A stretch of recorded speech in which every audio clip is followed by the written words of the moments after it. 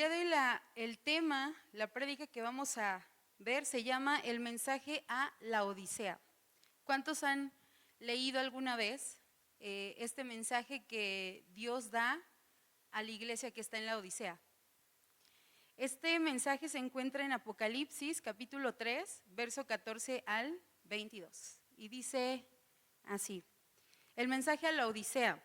Y escribe al ángel de la iglesia en la Odisea: he aquí el amén, el testigo fiel y verdadero, el principio de la creación de Dios, dice esto: yo conozco tus obras, que ni eres frío ni caliente, ojalá fueses frío o caliente, pero por cuanto eres tibio y no frío ni caliente, te vomitaré de mi boca.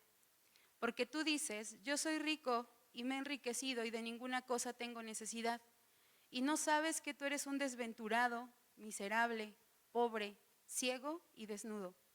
Por tanto, yo te aconsejo que de mí compres oro refinado en fuego para que seas rico, y vestiduras blancas para vestirte, y que no se descubra la vergüenza de tu desnudez. Y unge tus ojos con colirio para que veas. Yo reprendo y castigo a todos los que amo. Sé pues celoso y arrepiéntete. He aquí yo estoy a la puerta y llamo. Si alguno oye mi voz y abre la puerta, entraré a él y cenaré con él y él conmigo. Al que venciere le daré que se siente conmigo en mi trono, así como yo he vencido, y me he sentado con mi Padre en su trono. El que tiene oído, oiga lo que el Espíritu dice a las iglesias. Cierra tus ojos ahí en tu lugar. Padre, te damos gracias en esta mañana. Gracias, Padre, porque nos das la oportunidad de estar nuevamente aquí reunidos en tu nombre. Te pedimos, Señor, que cada corazón sea un terreno fértil donde se siembre la buena semilla y fructifique, Señor, conforme a tu plan, a tus planes, a tu voluntad. Me pongo en tus manos, Padre, y te pido que me des gracia para exponer este tema, Señor. Dame sabiduría y permite, Señor, que solamente tu nombre sea exaltado en este lugar. Te damos toda la gloria en el nombre de Jesús. Amén. Está tremendo este mensaje, ¿verdad? Hay otros mensajes, de hecho hay 7 iglesias, la Odisea es una de estas iglesias, y creo que hay algún otro mensaje donde está bonito, pero este está un poquito fuerte. Pero vamos a abrir nuestro corazón y vamos a pedirle a Dios que sea hoy hablándonos. Vamos a ir desgajando cada uno de estos versículos. Nada más quiero darte unos poquitos antecedentes respecto a la Odisea. La Odisea, en la época en la que predominaba el Imperio Romano, era una ciudad que fue fundada en el año 2016-2040 a.C., fundada por Antíoco II de Siria, y su nombre se debe a que la esposa de Antíoco II se llamaba así, la Odisea. De hecho, este nombre lo tiene por justamente la esposa de Antíoco. Era una ciudad que colindaba con Filadelfia, cerca de Colosas y Hierápolis. Tenía una particularidad: el agua la traían por medio de acueductos subterráneos. De hecho, se dice que era militarmente débil porque si le cortaban el agua, adiós. No sé cuántos de nosotros nos hemos quedado un día sin agua. Sé que hay colonias que batallan con el agua, ¿verdad? Entonces vive un día sin agua, vive un día sin luz y a ver qué haces, ¿verdad? Luego decimos, no puedo hacer nada si no hay agua. También durante el Imperio Romano esta ciudad llegó a ser la ciudad más rica, y una de sus mayores producciones era la industria de la lana oscura y suave, que tenía mucho valor. Es decir, aquellos que tenían borreguitos negros fabricaban lana, fabricaban textil, y era muy bien pagado, eran muy adinerados aquellos que se dedicaban a esto. También otro dato dice que hubo un terremoto que devastó la ciudad y los ciudadanos fueron quienes la reconstruyeron.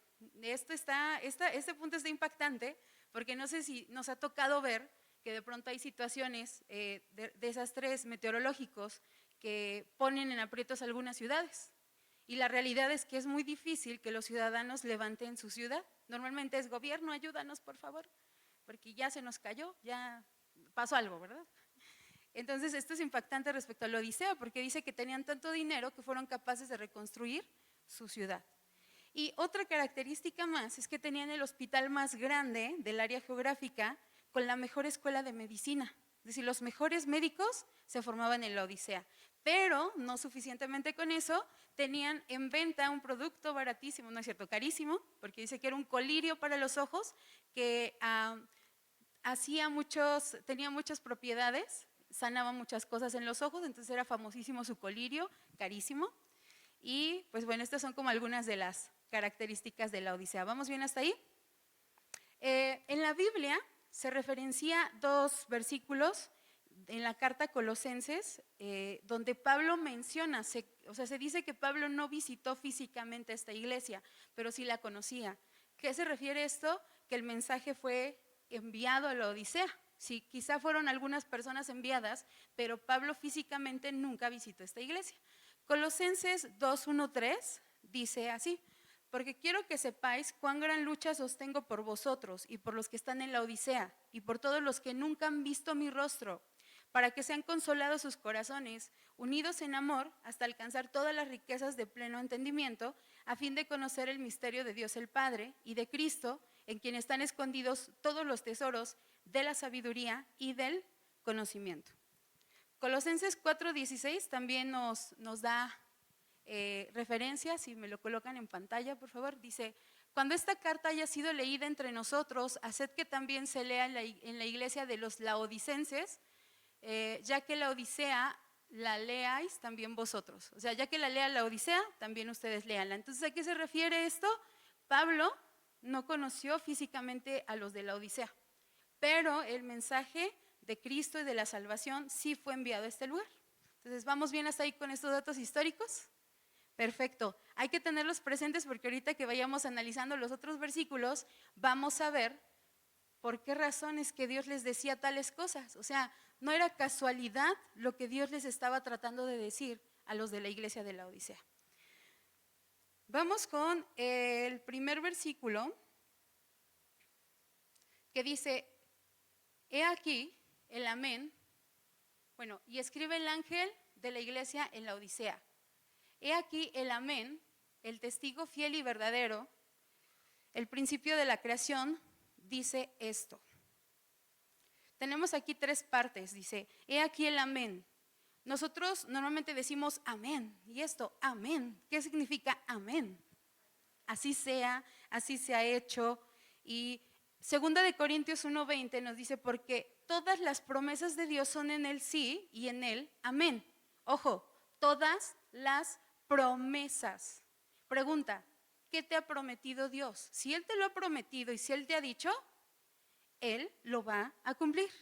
Pero hay a veces en nuestra humanidad decimos: no, yo lo declaro, yo lo arrebato y Dios me lo va a conceder. No, espérate, ¿te lo prometió, te habló Dios? Porque es importante tener presente que Dios sigue hablando aún hoy en día. Dios no ha dejado de hablar. Dios sigue hablando a su iglesia. Cuando has entrado a tu habitación en lo íntimo, ¿qué te ha dicho Dios? ¿Qué te dice? ¿Estás haciendo correctas las cosas en tu vida? ¿Está conforme al plan que ya Él ha diseñado? ¿O estás caminando en tu arrebato y yo creo y yo lo declaro? Porque si Él te lo prometió, dice que sus promesas son en Él sí y son amén. Serán hechas aún a veces a pesar de nosotros, ¿verdad? Entonces, el amén, el que así sea, en el que sus promesas son sí y amén, también dice la siguiente parte. Si me apoyan dejando el verso 14, por favor. El testigo fiel y verdadero. A Jesús se le coloca como el testigo fiel y verdadero. Él es la verdad. Muchas veces los filósofos, las personas de mucha ciencia andan preguntándose: ¿qué es la verdad? Y andamos ahí dilucidando, filosofando. ¿Qué es la verdad? Cuando la palabra a nosotros nos enseña que Jesús es el camino y la verdad y la vida. Nadie viene al Padre si no es a través de Jesús. No hay otro camino. Él es la única verdad. Entonces, la verdad es que le conozcamos a Él. ¿Ok? ¿Vamos bien hasta ahí? Dice después también, la siguiente parte de ese mismo verso: Él es el principio de la creación. Detrás de esta palabra principio se encuentra la palabra griega arché. Esa significa soberano, fuente u origen. Es decir, a veces pensamos, ¿no? O se piensa que Jesús fue el primer ser creado. No es así, Jesús no fue el primer ser creado. Él ya estaba cuando inició la creación.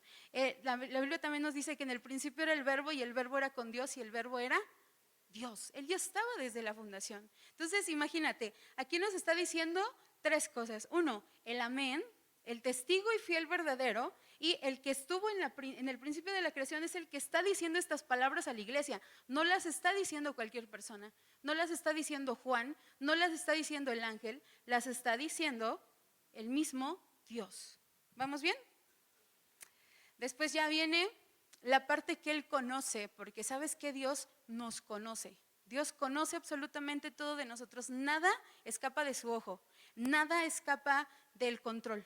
Podemos engatusar a nuestros papás, podemos engañar al pastor, podemos tratar de engañar al que está a mi lado, podemos fingir que venimos y ya cumplimos, pero el que conoce nuestro corazón y lo escudriña, aún hasta lo más profundo, es Dios. De hecho, hay un versículo que le dice a David: examíname, Dios, examíname.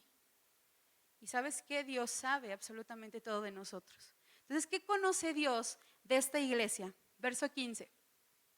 Yo conozco tus obras, que no eres ni frío ni caliente. Ojalá fueses frío o caliente, pero por cuanto eres tibio y no frío ni caliente, te vomitaré de mi boca. No sé si te acuerdas que te decía yo que su agua venía conectada por unos acueductos. Pues, ¿qué crees? Que el agua provenía de dos lugares. Su agua provenía de Hierápolis y de ahí venía agua caliente. ¿Cuántos han ido alguna vez a aguas termales? ¿A qué huelen las aguas termales? Azufre. ¿Y qué crees? Que investigué un poquito y no nada más tienen azufre, también tienen calcio y también tienen hierro. Entonces, ¿huele bonito cuando te metes a las aguas termales? O sea, sientes lo calientito y dices: ay, qué padre. Y lees las propiedades que tienen las aguas termales y dices: ay, sí, por favor, sáname, ¿no? Con estas aguas, Dios. Y bueno, estas aguas eran unas que iban de un acueducto, pero también de Colosas dice que venía el agua fría. Cuando estas aguas se juntaban, se volvía un agua tibia. Entonces, ni siquiera tenía la función, no sé si te ha pasado, cuando te enfermas te tomas un té calientito, es bien rico, y te sana, ¿no? Es sanador. Pero cuando tienes mucho calor, un delicioso vaso de agua fría, ay, es bien refrescante, ¿verdad? Pues, ¿qué crees? Que en esta ciudad se combinaban las dos aguas, las aguas calientitas con azufre, hierro y calcio, y el agua fría, y se volvió un agua tibia. No sé si alguna vez, para que tengamos una referencia, creo que esa la podemos tener todos, hemos hecho gárgaras con agua y carbonato. ¿Te tomarías esa agua? Nada más hacemos las gárgaras y fuera, ¿no? Porque no está tan delicioso, no está tan rica como un agua fresca o como un tecito calientito. Está tibia y aparte sabe feo, a pesar de que el carbonato no sabe tan feo. Imagínate, sabor a azufre, sabor a hierro. Los que hemos tomado pastillas de hierro sabemos que saben feas, no nos gusta, ¿no? Entonces imagínate ese sabor. Entonces cuando tú estás tomando, o sea, obviamente tomas el agua tibia y con este sabor no nos gusta. Entonces imagínate, así era la característica de estas aguas en la Odisea. Pero aquí viene algo bien importante, que algo físico, algo como el agua, estaba en lo físico mostrando una realidad espiritual en la Odisea. Parecía solamente el agua, pero en realidad estaba mostrando que la condición de sus habitantes no era ni fría ni caliente, sino tibia. Y por lo tanto, Dios quería vomitarlos de su boca.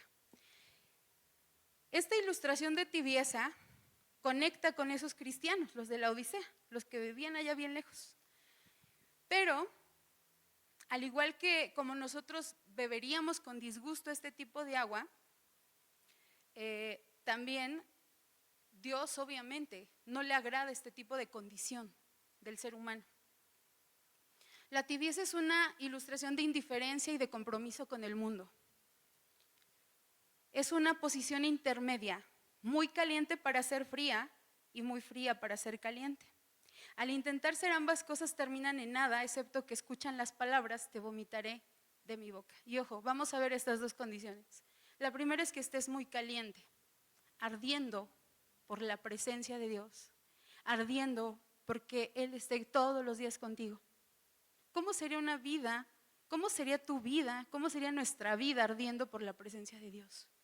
¿Qué tendrías que hacer para que tu vida se mantenga ardiendo? Porque ojo, eso cuesta, eso no es de a gratis. Dios suficiente dio con darte la salvación. Te toca a ti ahora mantener eso caliente. Pero a lo mejor tú dices, yo prefiero la condición de frío, sin tanto compromiso, sin tanto que hacer. Pero ojo, si tú ya conociste de Dios, si tú tienes a Dios en tu corazón, si tú ya le has aceptado, es más, si te has bautizado, ya no te corresponde esta posición. Esta posición de frialdad le corresponde únicamente a las personas que nunca han escuchado el mensaje de Dios. Esta posición ya no te corresponde a ti. Ahora, muchas veces dejamos la posición de estar ardiendo por la obra, ardiendo nuestro corazón por la presencia de Dios y preferimos una condición cómoda. Imagina que Dios te dijera, te voy a pedir el diezmo de las horas que te doy cada día. Él nos regala y nos otorga 24 horas cada día. Por lo menos tendrían que ser 2 horas con 40 minutos cada día. Haciendo lo que tú quieras, puede ser doblando tus rodillas delante de su presencia, asistiendo a una reunión donde te vas a edificar, alimentarte de la palabra de Dios. Y sabes, eso te ayudaría a ti a estar en una posición de victoria y no de derrota. Muchos cristianos de pronto batallamos, y te digo batallamos porque yo me he encontrado en esas, no creas que no. Me encuentro batallando con ansiedad, con depresión, que con tristeza, que nadie me quiere, que todos me odian. ¿Por qué razón? Porque no estoy conectada a la fuente. Nadie me va a dar la plenitud, la certeza, si yo no estoy conectada a la fuente. Ahora, si estoy conectada a la fuente también, entiendo que mi vida ya no me pertenece. Entiendo que mis dones ya no me pertenecen. Entiendo que todo, aún mis recursos ya no me pertenecen, le pertenecen a aquel que me los ha dado, porque han provenido todo de Él. Yo pienso a veces, si Dios me hubiera salvado, me hubiera dicho, Mariela, ya eres salva, vas a estar conmigo por la eternidad, eso, y me hubiera dicho, ¿y aquí acaba tu vida? Eso hubiera sido suficiente para mí. Pero ¿sabes qué? Que no solamente con eso, Dios decidió darme dones, Dios decidió darme bendiciones que día tras día vamos cosechando en esta tierra. Esa es la vida que Dios quiere que tengamos, vidas en victoria, vidas confiadas en Él. Nos toca hacer nuestra parte. Entonces, hay dos condiciones, o caliente o frío. El frío ya no nos corresponde. Tenemos que buscar estar en el otro extremo.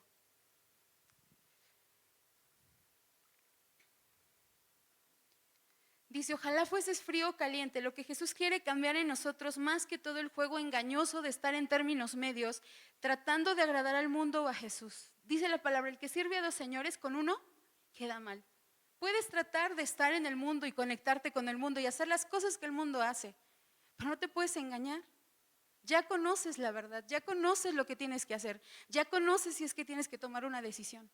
No puedes vivir en un engaño, no podemos vivir diciendo, Dios, mira, ya vine el domingo, palomita, pum, porque ya vine y ya cumplí. Con Dios no funciona de esa manera. Dice, ojalá fueses frío o caliente, también apunta otros aspectos de tibieza, del agua que hablábamos hace ratito. El cristiano tibio tiene lo suficiente de Jesús como para satisfacer el deseo de religión, pero no lo suficiente para la vida eterna. A veces podemos satisfacer nuestro deseo religioso. Religión significa intento humano por acercarme a Dios. Ay, no, sí, ya ayuné, ya hice oración, ya vine el martes.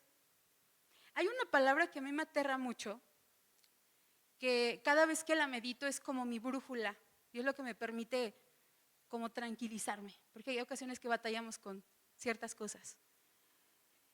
Dice que un día nos presentaremos delante de Dios y eso es inminente. Un día lo vamos a hacer todos, vamos a estar delante de la presencia de Dios. Y dice que quizá le diremos, Dios, en tu nombre eché fuera demonios, en tu nombre sanamos enfermos.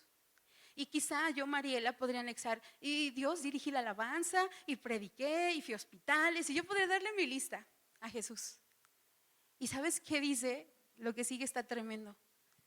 Pero Él os dirá, apartaos, hacedores de maldad, yo nunca los conocí. Hay gente que podemos estar aquí bien bonitos, bien cookies los domingos y que no tener una genuina relación con Dios. ¿Sabes? Al final del día no interesa si veniste o no veniste, si anotaste o no anotaste. Lo que interesa es que tu conexión con Dios esté día tras día. Que cuando venga la prueba y la situación, tú sepas qué hacer porque hay algo en su palabra, hay un manual que te va a decir exactamente qué tienes que hacer. Pero ¿qué ocurre si tú vienes en una condición de tibieza? Ay, vine y escuché padrísimo, lloré y luego, ¿qué vas a hacer? Hay decisiones radicales que tomar. Hay decisiones radicales que tomar. No puedes quedarte en una condición de, no, yo creo que voy bien. Tu brújula, tu patrón, tu manual es la Biblia. ¿Qué vas a decidir? ¿Qué vas a hacer para que tu corazón esté en el área donde tiene que estar? Caliente, ardiendo por la presencia, ardiendo por el plan de Dios sobre tu vida. ¿Sí sabes que un día nuestras vidas van a terminar? ¿Sí lo tienes presente? No sabemos cuándo. Dios en cualquier momento dice, pum, se acaba tu vida. Y adiós, ¿qué hiciste? Vas a llorar y decir, Dios, espérame, no. Y Dios te va a decir, no, ya se acabó, se acabó, se acabó. Y entonces ahí vas a estar llorando, ¿no? Dios, por favor, perdóname porque no hice lo que debía haber hecho. Y Dios te va a mostrar las personas que pudiste haber alcanzado, ¿no? Te va a decir, oye, pero yo te mandé, te las puse los momentos y luego, ¿qué pasó? ¿Estamos de acuerdo? El ladrón en la cruz, ¿cuántos recordamos al ladrón en la cruz? El que no conocía de Jesús y que le dice, permíteme estar en el paraíso, él era frío, porque él no conocía a Jesús. Pero vio claramente su necesidad, vio la necesidad de estar cerca del Maestro. Juan, el apóstol Juan, dice que era ferviente en su trato con Jesús y disfrutaba de su relación íntima de amor con él. Cada vez que tú te sumerges en la presencia de Dios, algo va a ocurrir. Los grandes hombres y mujeres de Dios no pasan 5 minutos en la presencia de Dios, ¿eh? Hay un libro que se llama El poder a través de la oración y habla justamente de eso, que entre más empiezas a sumergirte en la presencia de Dios, se vuelve una necesidad. Pero créeme, dice la palabra que a la verdad el espíritu está dispuesto, pero la carne es débil. A veces quizá digas, sí, voy a iniciar con 5 minutos y quizá eso te cueste. Pero cuando la presencia de Dios empieza a inundar tu vida, 5 minutos ya no son suficientes. Empiezas con 10, empiezas con 30 minutos, empiezas con 1 hora, empiezas con 2 horas y a lo mejor a veces hasta varias horas o incluso hasta días delante de la presencia de Dios. Hace años había una entrevista de un pastor, su iglesia es usada tremendamente en milagros de sanidad, en milagros o sea, tremenda la iglesia. Entonces le preguntaban a la esposa, pastora, ¿cuántas horas pasa su esposo delante de la presencia de Dios? Y pasa días. Le decían, mi esposo pasa días delante de la presencia de Dios. Antes de una reunión de domingo, este varón pasa días delante de la presencia de Dios. ¿Por qué? Porque así tiene que estar nuestro corazón. No hay otra estrategia. Me gustaría decirte, oye, para ser victorioso, para ser victoriosa, para vencer al pecado, hay otro camino. Mira, léete este libro. Pero ¿sabes qué? El camino es conectarte a la presencia de Dios. No hay otra. Ay, tengo miedo. Conéctate a la presencia de Dios. Ay, estoy enfermo. Conéctate a la presencia de Dios. Y Dios te va a hablar. Y Dios te va a decir. O sea, tienes que saber cuál es la respuesta de Dios para tu vida. No te la va a decir el pastor o alguien que ministre. Ojo, cuando alguien trae una palabra profética delante, o sea, tienes que aprender que no es la persona que va a venir a decirte una palabra profética.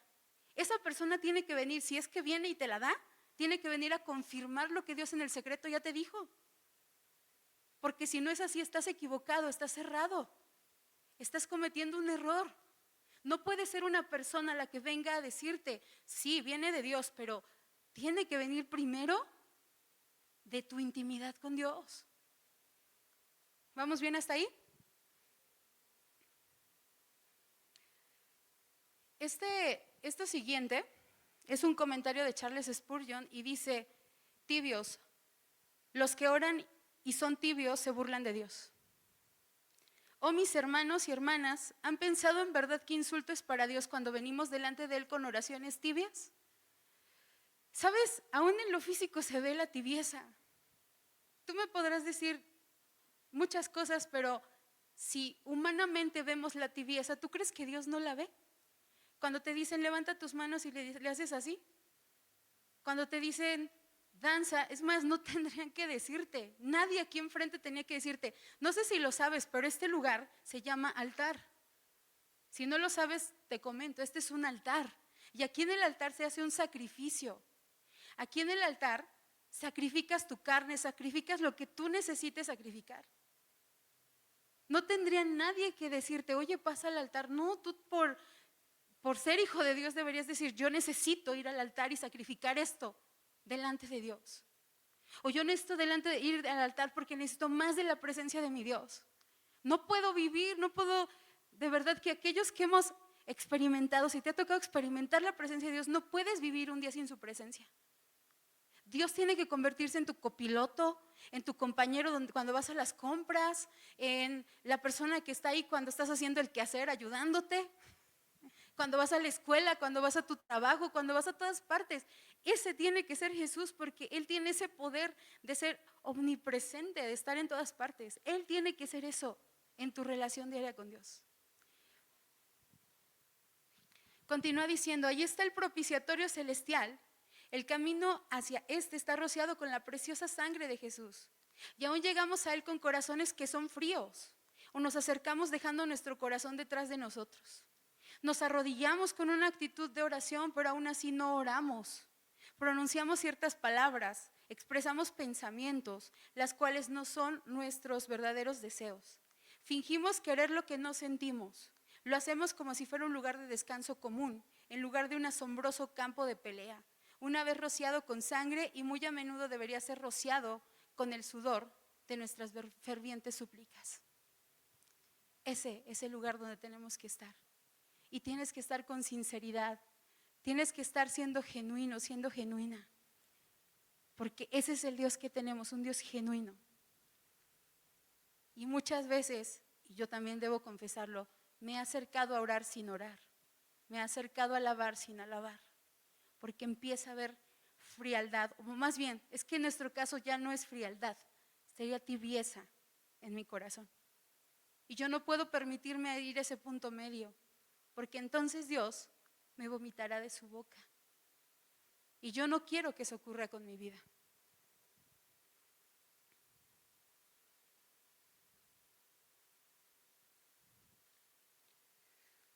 Te vomitaré de mi boca. ¿Cómo es que las iglesias o cómo es que los individuos estamos en la boca de Jesús? Estamos en su boca porque en primer lugar esparcimos ¿qué? Su palabra. Si hace mucho no esparces su palabra, es necesario que lo evalúes porque esa es nuestra labor. Nuestras bocas tendrían que hablar de la palabra, de su palabra. Estamos en su boca porque Él intercede por nosotros constantemente. Acuérdense que la Biblia nos enseña que el que intercede por nosotros, ¿quién es? Jesús, día tras día. Ahora, ¿qué es lo que tiene Jesús contra la iglesia de la Odisea? Le dice, porque dices, yo soy rico y me he enriquecido y de ninguna cosa tengo necesidad. Y no sabes que tú eres un desventurado, miserable, pobre, ciego y desnudo. Estaba escuchando un predicador justamente que hablaba de este tema y mencionaba dos ejemplos que a lo mejor conoces. Uno de ellos Michael Jackson, denominado el rey del pop. Otro de ellos Elvis Presley, denominado el rey del rock. Ricos, adinerados, con todo lo que quisieron en su vida, pero eran tal cual como los menciona la Biblia, desventurados, miserables, pobres, ciegos y desnudos. Para no contarte toda la historia, analiza cómo murieron. Ninguno de ellos murió tranquilo, en paz. Y así nos podemos ir con muchos más ejemplos, que no tuvieron o que su prioridad nunca fue Dios, Quizá pudiéramos tener todos los tesoros de esta tierra, quizá pudiéramos conocer muchas cosas, quizá pudiéramos tener el mejor auto, lo que tú quieras, pero sin Dios, eso no vale, eso no te va a llenar, eso no va a hacer algo en tu vida. Y esta iglesia así decía, yo soy rica, yo soy rico, me he enriquecido y de ninguna cosa tengo necesidad. Más bien, ellos carecían de un sentido de pobreza espiritual. Eso era lo opuesto a lo que dice Mateo 5:3 cuando dice, bienaventurados los pobres en espíritu, porque de ellos es el reino de los cielos. Y te decía los datos históricos, porque aquí cuando le está mencionando, tú eres pobre, y se acuerdan que era la ciudad más rica. Y cuando le dice, y tú eres ciego, y tenían su ungüento para el colirio para los ojos, y tenían la mejor escuela de medicina, pero le está diciendo que eran ciegos. Y a pesar de que tenían la lana negra que era muy costosa, también dice que estaban desnudos. Entonces, esa era la condición de la iglesia y es importante que analicemos cómo está nuestra condición, porque puedes decir muchas cosas, o puedes ir con el pastor y decirle, no, pastor, mire, shalalala, o Mariela, o a quien tú quieras le puedes contar, pero Dios conoce tu condición. Dios, que lo conoce todo, sabe exactamente cómo está la condición de nuestra vida. Aquí hay otro comentario, dice, los de la Odisea son ejemplos típicos de las personas del mundo moderno, las cuales se deleitan en aquello que el ojo natural puede ver, pero no se conmueven por el evangelio y no ven más allá del velo de lo material a las riquezas espirituales eternas, invisibles y reales. Es decir, personas que están jugando a ser cristianas, personas que están jugando a ser seguidores de Cristo. Y sabes, esto no es un juego, porque cuando Satanás vaya en contra de ti no está jugando. Satanás va en contra y dale, da sablazos y te va a poner lo más atractivo y te va a poner lo que tú consideres mejor para ti, pero desviarte totalmente del propósito y del llamado de Dios. Entonces, un día nuestra vida terminará, un día tendremos que dar cuentas. Cuando llegues delante de la presencia de Dios, ¿qué le vas a decir? Ahora, nadie la tenemos comprada, el mañana no está asegurado para nadie. ¿Qué le vamos a decir si Él decide llevarnos? Si Él decide que nuestra vida termina en un instante. Lo que Jesús quiere que haga la iglesia de la Odisea y por supuesto a nosotros. Por tanto, yo te aconsejo que de mí, esta frase es importante porque ¿de quién se va a comprar? Suenan los grillitos. Que de mí compres, ¿ok? Oro refinado en fuego para que seas rico y vestiduras blancas para vestirte y que no se descubra la vergüenza de tu desnudez y unge tus ojos con colirio para que veas.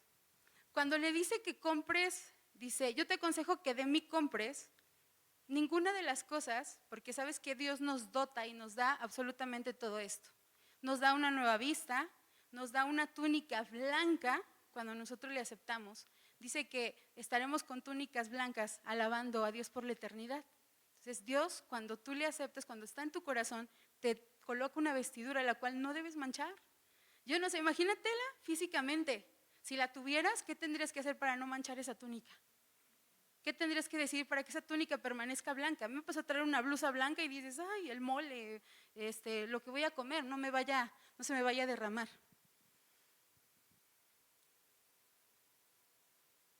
Dice más adelante, yo reprendo y castigo a todos los que amo, sé pues celoso y arrepiéntete. Si tú reconoces tu condición delante de Dios y hoy le puedes decir, Dios, pues creo que necesito recapitular las cosas en mi vida. Creo que necesito preguntarte si estoy haciendo lo que debería estar haciendo en este tiempo. Porque si tú vas y le preguntas, algo te puedo asegurar, Él te va a contestar.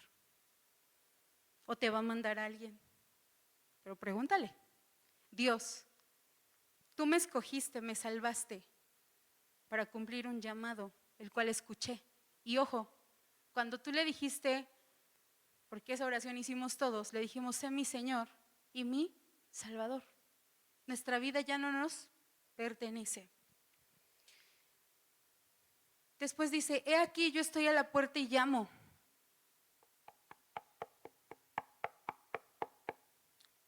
No sé si te pasa, yo no puedo resistir que toquen la puerta. Siento que debo ir a abrir esa puerta. Pero hay cristianos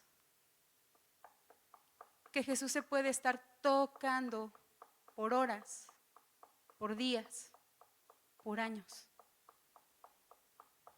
Y de hecho, ¿qué crees? Que algunos teólogos llaman a la iglesia de la Odisea como una era o una época de apostasía. ¿Qué es apostasía? Es alejarte del origen, es negar tu fe.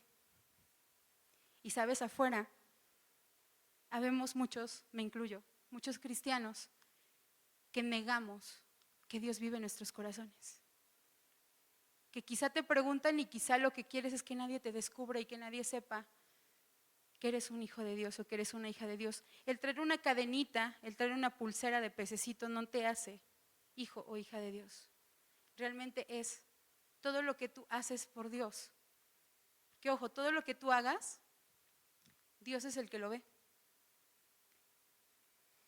Dice, si alguno oye mi voz y abre la puerta, entraré a él. Esto es bien importante porque dice que entrará a nosotros.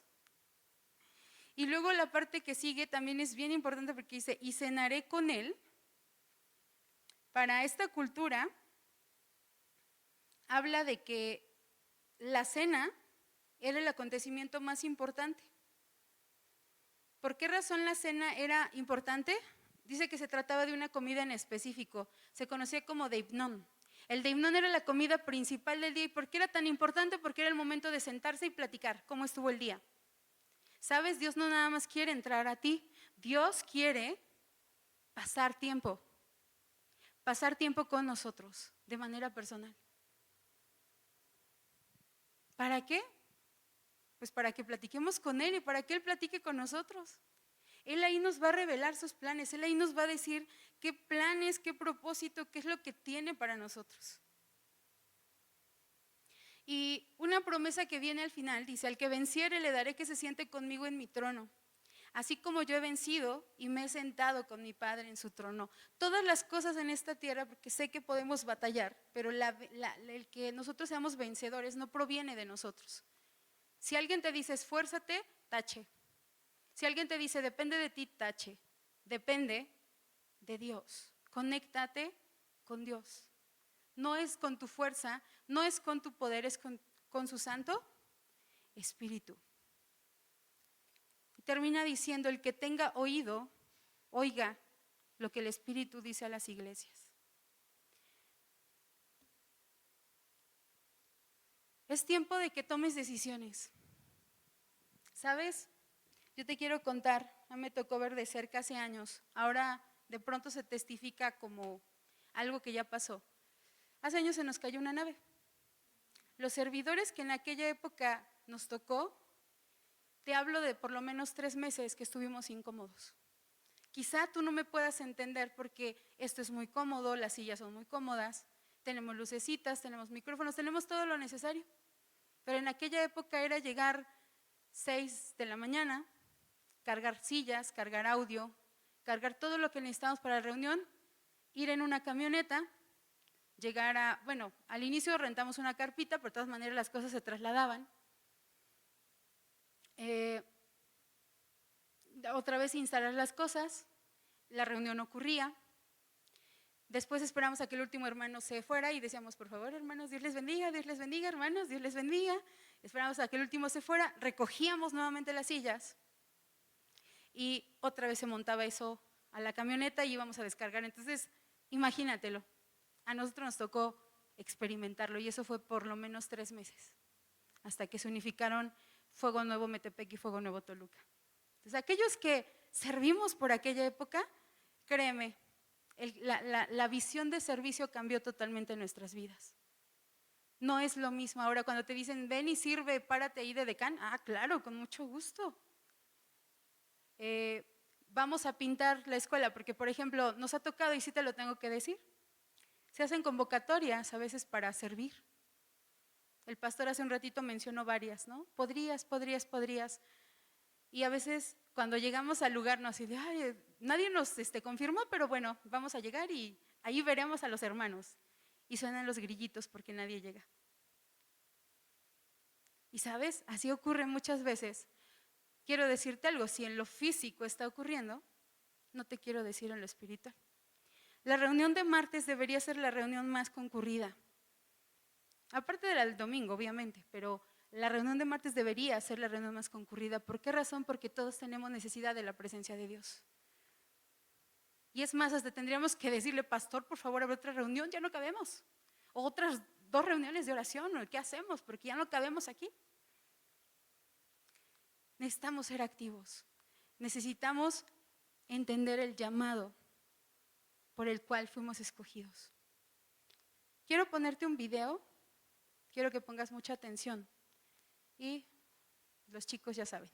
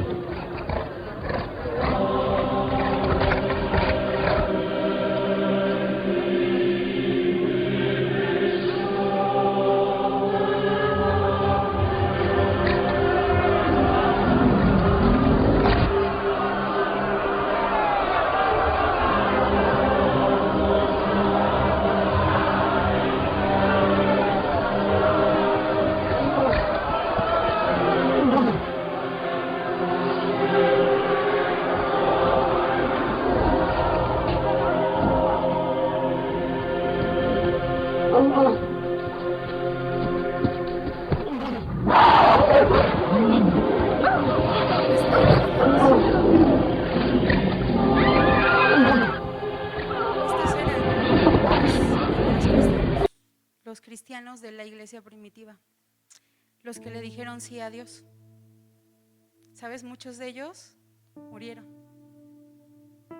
pero tenían en claro algo, que su vida ya no les pertenecía. De hecho, está el testimonio de una mujer llamada Perpetua que escribió un diario, y Perpetua tuvo la visión de que no iban a salir vivos de ese coliseo. Pero el testimonio de estos hombres y mujeres fue suficiente para que muchos fueran alcanzados, porque al ver la fe de ellos, muchos otros más creyeron. No sé si lo sabes, pero quizá algún día tengamos que enfrentar algo parecido. Quizá algún día tengamos que decidir si sí sigo a Dios o si no lo sigo. Y solamente está esa condición, la condición de estar ardiendo por mí, Dios. Mi corazón arda por su presencia.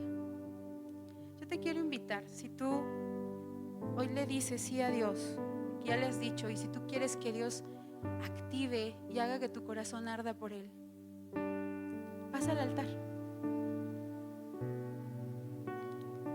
y empieza a hablar con Dios y dile: aquí estoy, Dios, aquí estoy delante de ti. Yo quiero que tú cumplas el llamado por el cual me escogiste. ¿Qué tengo que hacer? No quiero jugar a ser iglesia. No estoy jugando a venir los domingos. Yo entiendo que tú me estás preparando, Dios, porque tú tienes algo mayor para aquellos que has escogido. Ponte de rodillas, haz lo que consideres necesario, pero hoy doblega tu corazón delante de Dios y dile: te necesito, Dios, necesito que tú seas transformando mi mente, transformando mi corazón, Dios. No quiero permanecer igual. Yo vine, Dios, con una intención este día de encontrarme contigo, Padre. Es lo único que anhelo, es lo único que necesito. Necesito que tú me transformes, Dios. Necesito que tú verdaderamente seas. No quiero ser tibio. Sé que la frialdad no me corresponde ya. Quiero arder por tu presencia. Quiero arder por estar conectado contigo, mi Dios. Te necesito más que el día de ayer. Empieza a darle tus palabras mientras el equipo de alabanza ministra. Si estás aquí enfrente, van a pasar a orar por ti. Si estás atrás y dices: yo quiero que oren por mí, vente para acá.